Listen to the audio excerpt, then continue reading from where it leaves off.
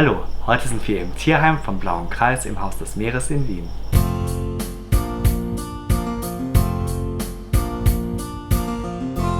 Katharina, na komm. Und die war also auch ganz am Ende und der wollte sie dann nicht mehr. Das ist dann so, dann bät man ja Tierärztin und ich nehme es. Gell, Katharina? Für dich gut.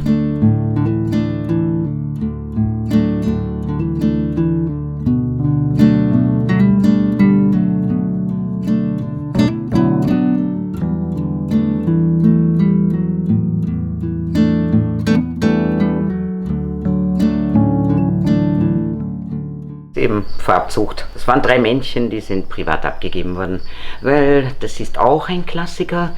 Wir ziehen um, wir bekommen ein Kind und dann muss auch das kleine Terra weg. Das ist dann auch nicht mehr erwünscht und nimmt das bisschen Platz, was es wegnimmt, geht dann auch nicht mehr. Leider. Aber ich habe auch durchaus Leute, die definieren, dass sie ein Tier, was 20 Jahre alt wird, wollen sie auf keinen Fall.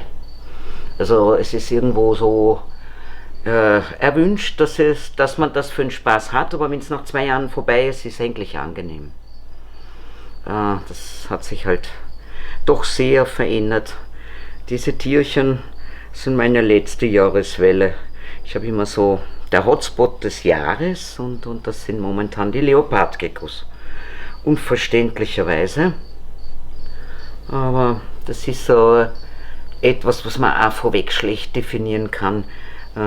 Sind halt auch klassische Anfängertiere,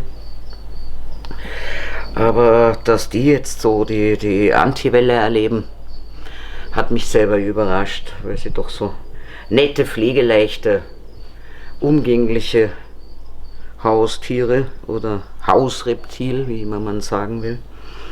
Aber anscheinend geht es jetzt doch immer darum, dass man ja so viel Stromkosten hat. Ich meine, ich habe Leute, die hatten Stromkosten von ein paar tausend Euro und einen grünen Leguan. Und die haben sich dann eingebildet, wenn der Leguan weggeht, dann ist das mit ihrem Strom auch erledigt. Sage ich, Sie können das ausrechnen, es gibt einen Rechner im Internet. Also die Probleme werden sich nicht verändert haben ohne Leguan. Aber die Leute verstehen das nicht, sie bilden sich das ein. Und das ist jetzt so seit nach Corona der Hotspot, die Stromkosten. Dabei machen diese Tierchen ja auch sogar Winterruhe.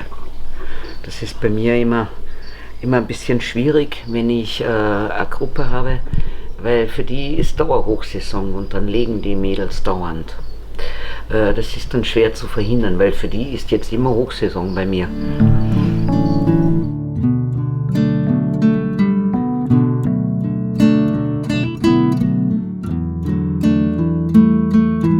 Er ist noch jung, also der wird noch wachsen natürlich.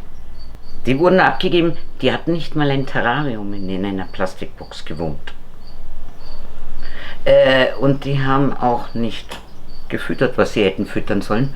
Also ich war schmierstark, dass die das fressen, aber bevor man verhungert, die haben getrocknete Grillen gefüttert. Und wirklich so eine Plastikbox mit nichts. Und das ist ein Ei von den junges Männchen. Der kriegt jetzt ein schönes Zuhause.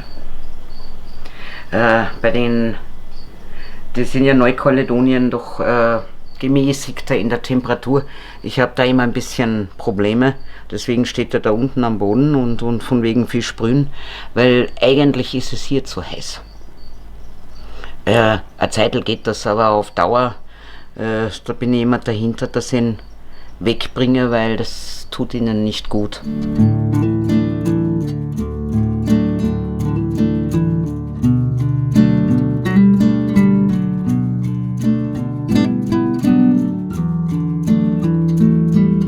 Schreibt jetzt eure Fragen in die Kommentare und vergesst nicht, dem Video einen Daumen nach oben zu geben, wenn es euch gefallen hat. Damit ihr kein neues Video mehr verpasst, könnt ihr unseren Kanal kostenlos abonnieren.